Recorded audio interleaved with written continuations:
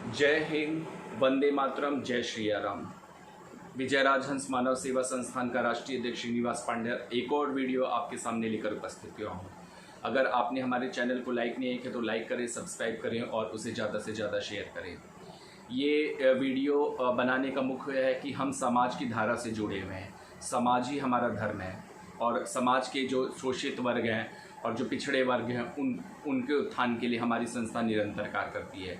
उसी के तहत हमने रिक्शे वाले की मदद की और जो सफाई कर्मचारियों के लिए आवाज़ उठाए थे, लेकिन कुछ लोगों को हमारी आवाज़ उठाना पच नहीं रहा है और शायद कुछ लोग हमको धमकी देने पर भी विवश हो गए हैं कि आप रुक जाइए। तो हम इस चीज़ पर रुकेंगे नहीं। हम लोगों का हमेशा मदद के लिए तत्पर होंगे, चाहे इसका अंजाम कुछ भी हो। समाज में हम सेवा के लिए निकले हैं। सुभाष चंद्र बोस, चंद्रशेखर आज़ाद, इन्होंने नहीं सोचा था कि हमारी जान रहेगी कि नहीं, ये देश सेवा के लिए रहेगी। अगर हमको अगर रास्ते से भटकाया जाए या हमारा मनोबल तोड़ा जाएगा तो इसके लिए हम पीछे नहीं हटने वाले। हम उतने ही तत्पर से लोगों की सेवा करते रहेंगे और हमारा समाज ही हमारा धर्म है। और मैं ये कहना चाहता हूँ कि जितने भी हमें दिखते हैं कि शोषित वर्ग दिखता है, तो उनकी सेवा करना हमारा संस्था का और हमारे पदाधिकारियों का मौलिक अधिकार है। उससे हमें कोई छीन नहीं सकता और हम हमेशा तत्पर रहेंगे समाज की सेवा के लिए। जो भी पिछड़े वर्ग हैं, जिनको भी हमारी ज़रूरत है, वो हम उनकी मदद करेंगे। लेकिन हमारी भी एक दायरा है, एक हमारा सीमा है, क्योंकि हमें सरकार से उतना फंड नहीं मिलता, हम अपने पैसे से करते हैं। तो जितनी हमसे मदद होगी उतनी ही करेंगे। हम बहुत ज़्यादा अपेक्षा हमसे ना हो। आगे चल के भविष्य में जब हमारी संस्था बहुत ऊंचाइयों पर बढ़ जाएगी तो हम लोगों की मदद के अपने आप करेंगे, बढ़ चढ़ के करेंगे। और अभी तक फ़िलहाल हमें अपने पॉकेट से करनी मदद, तो जितना हमसे हो सकेगा हम उतनी मदद करेंगे। और अगर हमारा कोई मनोबल तोड़ेगा तो वो हमारा मनोबल नहीं तोड़ सकता, क्योंकि हमारे अंदर सुभाष चंद्र बोस हैं, हमारे अंदर चंद्रशेखर आज़ाद हैं। उन्हीं से प्रेरणा लेकर हम समाज के उत्थान के लिए बढ़े हैं। चाहे इसके लिए अपनी जान भी देनी पड़ी तो हंसते हंसते जान देना के लिए तैयार है। वो हमें कोई नहीं रोक सकता, ना कोई हमारा मनोबल गिरा सकता है। संस्था का उद्देश्य है कि जो पिछड़े वर्ग हैं और जो अपने अधिकार के लिए लड़ नहीं रहे, उनके अधिकार के लिए हम लड़ाई लड़ें। इसके लिए हमें किसी भी हद तक जाना हो हम जाएंगे। यही संस्था का विज़न है, यही संस्था का उद्देश्य है। और ये वीडियो बनाने के द्वारा मैं एक संदेश लोगों को देना चाहता हूँ कि आज हमें अपने अधिकारों और हमें अपने कर्तव्य के प्रति हमेशा सजग रहना चाहिए। रोड़े कितने भी रास्ते में आए, हमें उसका डटकर मुकाबला करना चाहिए। जब हमारे सीने में चंद्रशेखर बसेंगे, हमारे मस्तिष्क पर सुभाष चंद्र बोस का तेज होगा, तो कोई दुनिया की ताकत हमें नहीं रोक सकती, कोई हमें डिगा नहीं सकता।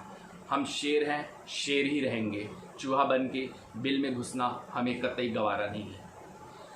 और हम ये आगे कहना चाहते हैं कि भाई हम किसी के अधिकार के लड़े और उसको हम अधिकार दिला सकें, तो इससे बड़ा गौरव हमारे लिए क्या हो सकता है। हमारी संस्था के लिए इस देश को एक आदर्श देश के रूप में परिणित करना ही संस्था का उद्देश्य है और संस्था का नैतिक कर्तव्य भी बनता है।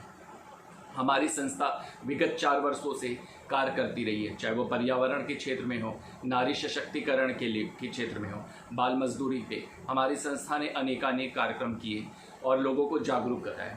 हम लोगों को जागरूक करते रहेंगे और उनके जो शोषित वर्ग हैं उनके अधिकारों के लिए हम हमेशा लड़ते रहेंगे।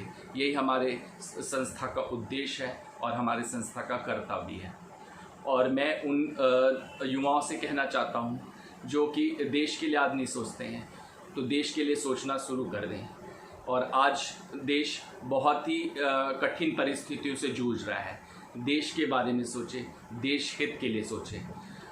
अगर देश रहेगा तभी आप रहेंगे।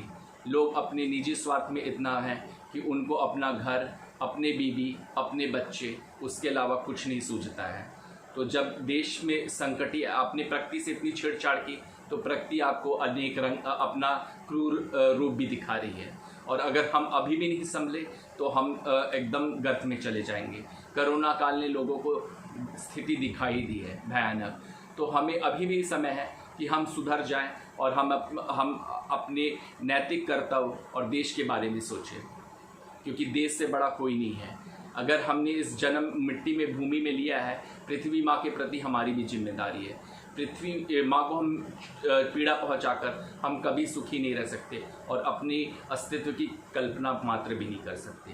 तो पृथ्वी के प्रति, माँ के प्रति हमारी संवेदना है, हमारा कर्तव्य है, उसका कर्ज हमें चुकाना है। इस देश में पैदा हुए हैं तो देश के बारे में सोचना होगा और अपने निजी स्वार्थ को त्याग कर अपने देश के बारे में सोचें। यह हमारा देश सनातनी रहा है और हमारा धर्म निरपेक्ष रहा है, तो हम सनातनी बने और जो भी हमारे देश में अपने को हिंदू राष्ट्र के रूप में परिणित करें। वंदे मातरम उनका राष्ट्रगान होना चाहिए। वंदे मातरम गाने में क्या शर्म है, जरा भी शर्म नहीं होनी चाहिए।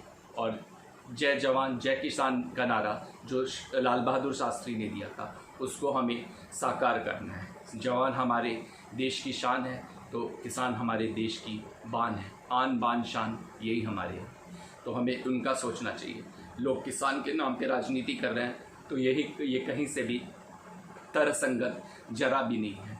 और जवान के शौर्य और कौशल पर प्रश्न चिन्ह लगाते हैं, तो बहुत उन लोगों को शर्म आनी चाहिए। वो देशद्रोही हैं जो जवान के सर्जिकल स्ट्राइक को भी फर्जी स्ट्राइक कह जाते हैं। किस मुंह से कहते हैं? अगर जाके लड़ना हो -22 डिग्री में, -34 डिग्री में, तो हड्डियाँ जम जाएंगी, मर जाएंगे। और वो देश के जवानों पे प्रश्न चिन्ह लगाते हैं। ये बहुत बड़ा ही निंदनीय कार्य है और बहुत ही शर्मनाक कृत्य है। हमें जवान पे अपने फ़ख्र करना चाहिए, उनका हौसला हमेशा बनाना चाहिए।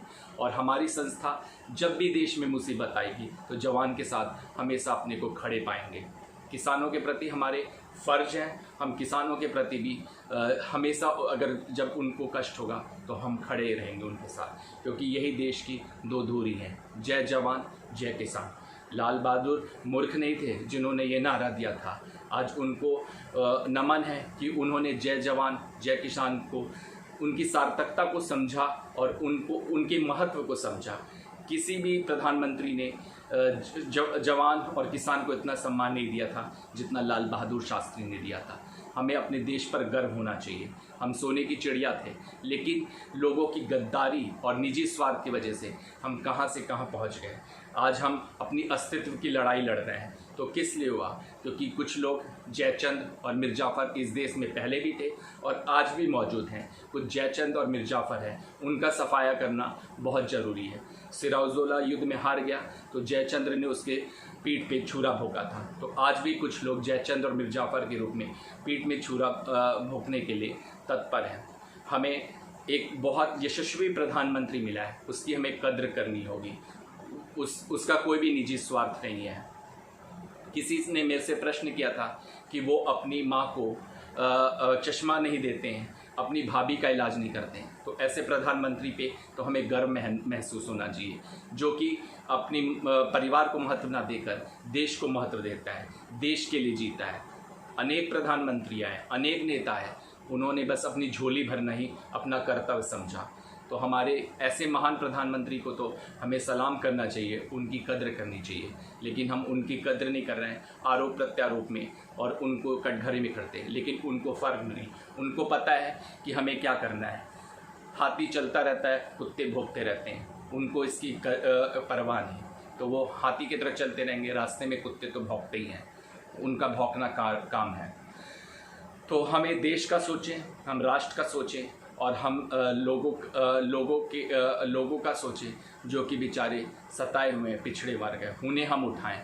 अपने से नीचे लोगों को हम उठाएंगे तो हमें सुकून मिलेगा, हम अपने को चैन की सांस लेके सोएंगे। और अगर हम अपने निजी स्वार्थ में ही रहेंगे तो हम कभी भी चैन की नींद नहीं सो सकेंगे। एक आदमी कितना भी बड़ा चोर हो, कितना भी बड़ा अपराधी हो, एक उसके अंदर अंतरात्मा जरूर रहती है, उसकी अंतरात्मा उसको धिक्कारती है कि उसने पाप किया है। कोई भी चोर या कोई भी अपराधी, एक अंतरात्मा उसको ज़रूर आवाज़ देती है। तो अब अगर आदमी अपनी अंतरात्मा की आवाज़ सुन ले तो वो इस चीज़ों से मुक्त हो जाएगा, भ्रष्टाचार अराजकता से वो मुक्त हो जाएगा और वो देश के लिए सोचेगा। हमें देश का सोचना ही हमारा नैतिक कर्तव्य होना चाहिए। और हम उन सभी लोगों से कहेंगे कि जो भी मतलब है, घूस ना दें, और घूस को बढ़ावा ना दें, क्योंकि घूस को बढ़ावा देते हैं तो लोगों की हिम्मत बढ़ती है, लोगों का हौसला बढ़ता है और वो घूस लेने पर विवश हो जाते हैं। तो हमें घूस नहीं देना है, हमें उन लोगों को लालच को बढ़ाने। आप अगर कुत्ते के आगे हड्डी डालेंगे तो वो हड्डी हमेशा लेने को सोचेगा मुँह में, तो कुत्तों के आगे हड्डी ना डालें तो अपने आप भ्रष्टाचार खत्म हो जाएगा। इसी के साथ मैं अपना वीडियो समाप्त करता हूँ और उम्मीद करता हूँ कि ये वीडियो मेरा आपको अच्छा लगेगा। जय हिंद, जय भारत, वंदे मातरम।